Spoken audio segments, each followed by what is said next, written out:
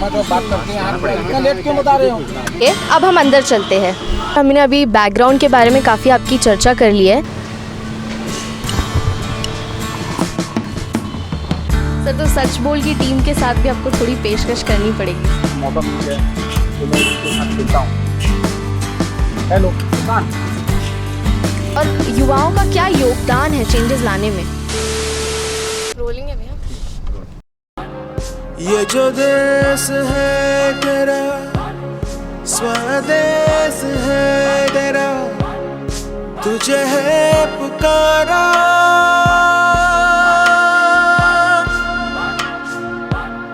ये वो बंधन है जो कभी टूट नहीं सकता। नमस्कार दर्शकों, आज आप देख रहे हैं सच बोल।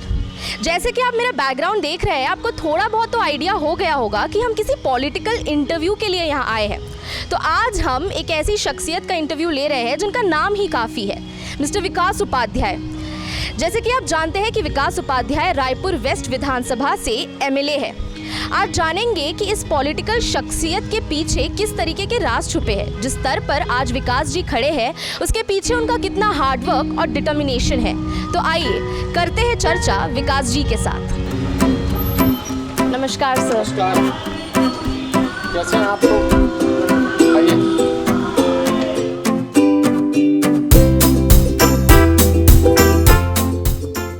बहुत बहुत धन्यवाद सर पहले कि आपने अपने इतने बिजी शेड्यूल से हटकर हमें टाइम दिया। तो सर सबसे क्यूरियस हूँ मैं सबसे पहला प्रश्न पूछने के लिए कि अभी तक हमने आपको सोशली काफ़ी एक्टिव देखा है और इस पर्टिकुलर पर्सनालिटी को बिल्डअप करने के लिए, एक सोशल और पॉलिटिकल एक्टिव पर्सनालिटी को बिल्डअप करने के लिए बहुत कुछ सहना पड़ता है, बहुत कुछ देखना पड़ता है। तो सबसे बेसिक सवाल से स्टार्ट करेंगे सर कि आपका मॉर्निंग रूटीन क्या रहता है, कितने बजे आप उठते हैं और फिर क्या करते हैं? देखिए, एक जो जनप्रतिनिधि होता है उसकी रूटीन अपने आप में अजीब तरीके की होती है। मैं सवेरे 5 बजे उठता हूँ। 5 बजे उठने के बाद मैं वॉक पर जाता हूँ, योगा करता हूँ, जिम जाता हूँ। उसके बाद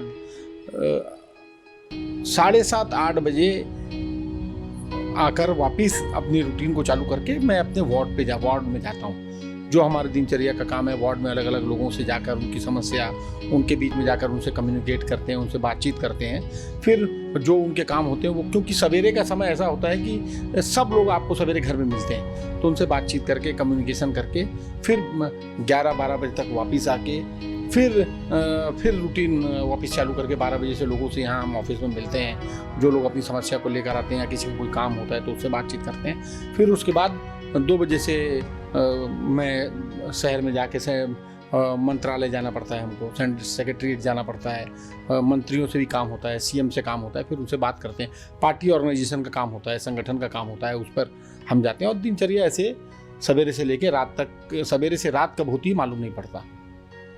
तो सर जैसे ऑफिस जाने से पहले भी कई तरीके की जिम्मेदारी होती है घर की, जैसे घर वालों के साथ ही टाइम स्पेंड करना है, तो घर के छोटे बहुत काम भी होते हैं जैसे जो नॉर्मल इंसान करता है, जैसे सब्जी लेना हो या घर का साफ सफाई करना हो, खाना बनाना हो। तो इसमें आपकी दिलचस्पी है और अगर है तो आपको टाइम मिल पाता है इन सारी चीज़ों के लिए? देखिए, आपने अच्छा प्रश्न पूछा।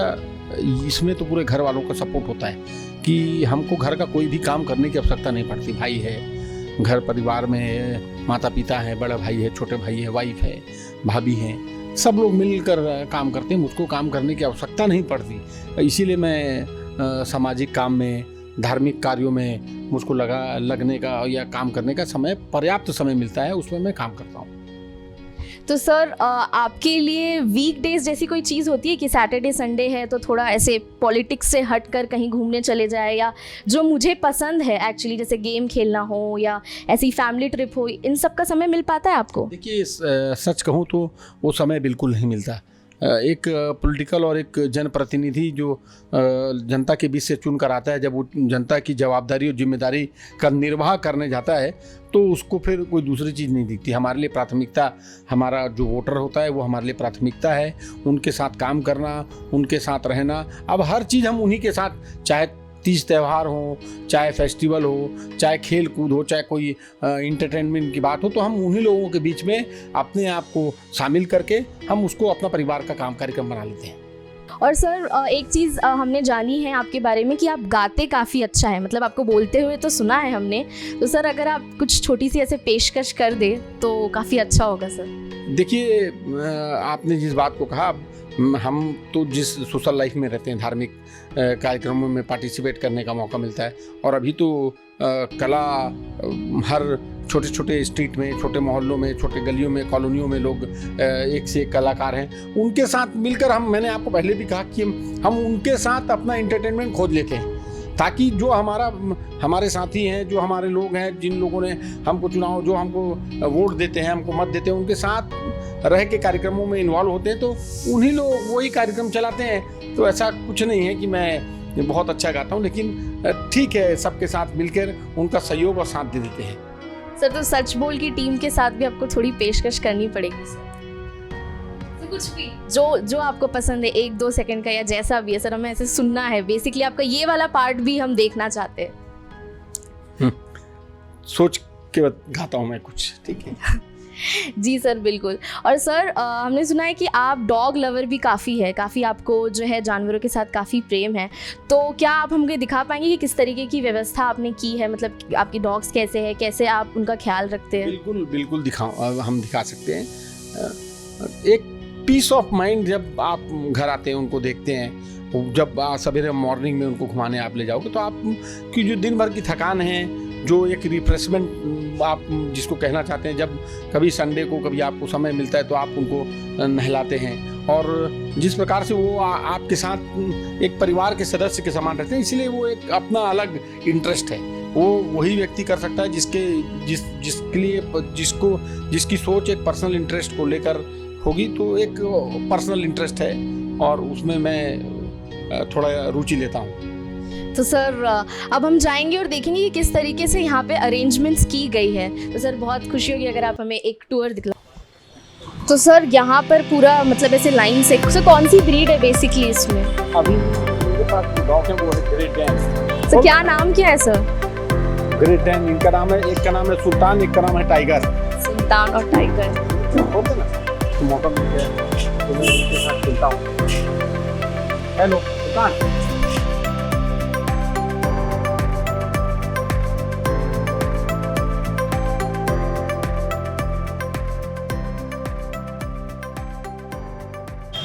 ये हनुमान जी का मंदिर है, और पीछे राम भगवान, राम लक्ष्मण सीता दरबार है जी। राम भगवान का दरबार है, हनुमान जी भी हैं उसमें, राम लक्ष्मण भरत शत्रुघ्न भी हैं।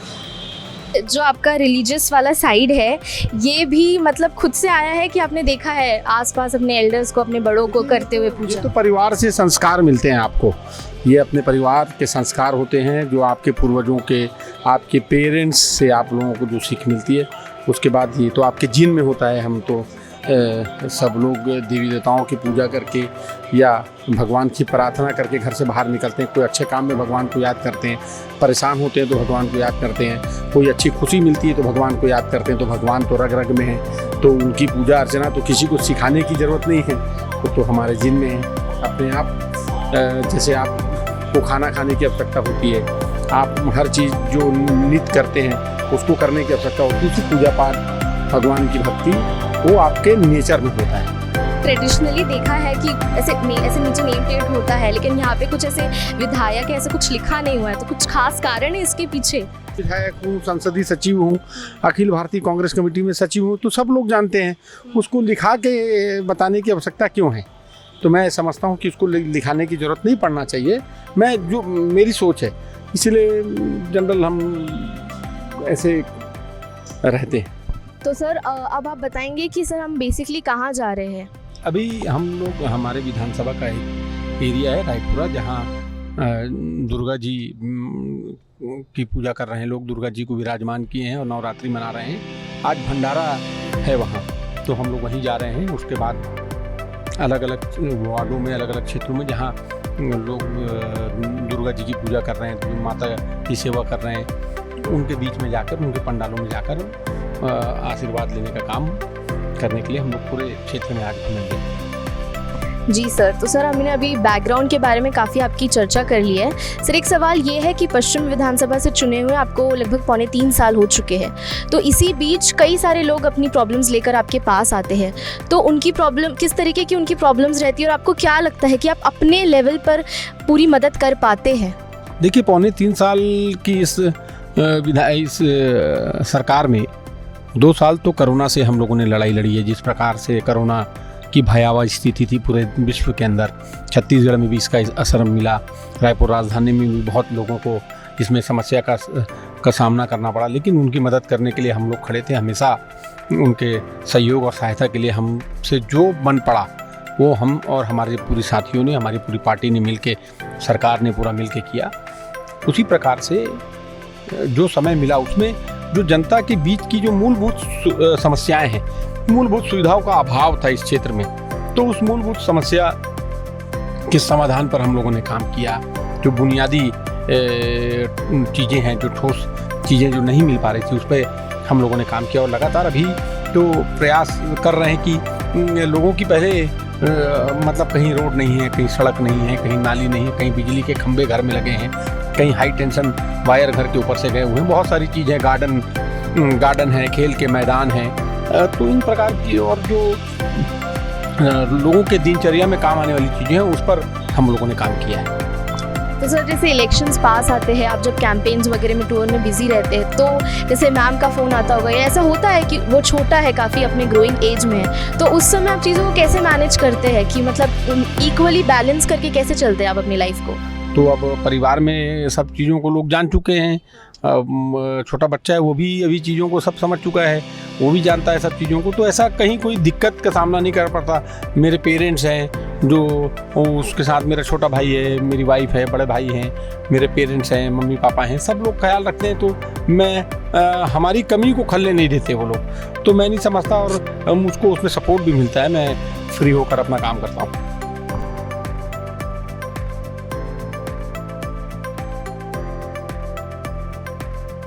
सर तो मैं एक चीज़ पूछना चाहती हूँ, जैसे कि जो युवा है, जो बैकबोन है हमारे नेशन की, तो ऐसे युवाओं को, क्योंकि आप भी NSUI के एक समय पर मेंबर रह चुके हैं, और तो आप ऐसे युवाओं को कैसे प्रोत्साहन देंगे कि अगर उन्हें पॉलिटिक्स में आना है तो वो अपने साइड से किस तरीके के स्टेप्स ले सकते हैं, और युवाओं का क्या योगदान है चेंजेस लाने में?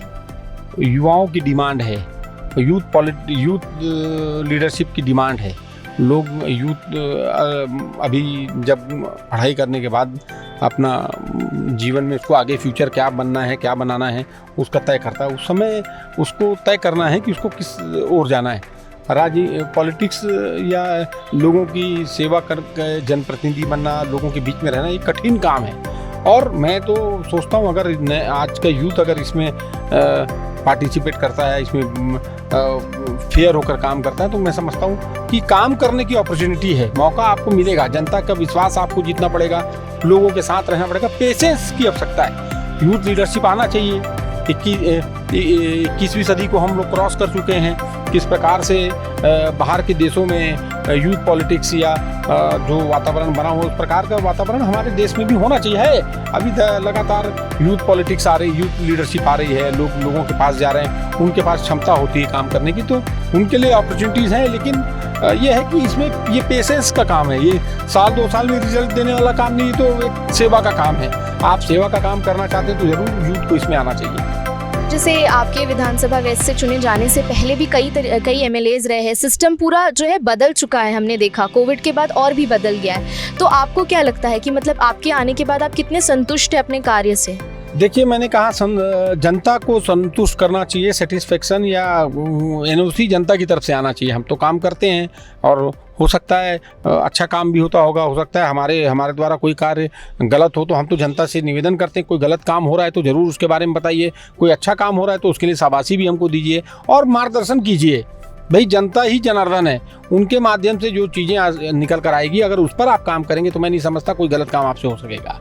जी सर, ये भी सही है। लेकिन सर तब भी ऐसे आपको लगता नहीं, आप कहीं भी जाते हैं बॉडीगार्ड साथ में रहते हैं पूरा सिक्योरिटी के साथ तो एक जैसे आपने अपना पहले पॉलिटिक्स से पहले का जो जीवन जिया है, जैसे कहीं चौपाटी में खाना खाना हो या ऐसी कहीं घूमने जाना हो, वो चीज़ें एकदम बदल गई है। नहीं, तो बिल्कुल ऐसी बात नहीं है। हम तो आज भी उसी राह पर चलते हैं, एक कॉमन मैन की तरह, एक कॉमन आदमी की तरह लोगों के बीच में, क्योंकि यहीं पढ़कर, यहीं स्कूल में पढ़ा है, यहीं कॉलेज में पढ़े हैं, यहीं संघर्ष करते हुए लोगों ने देखा है, यहीं हम लोग मेहनत किए हैं और लोग एक एक आदमी जानता है।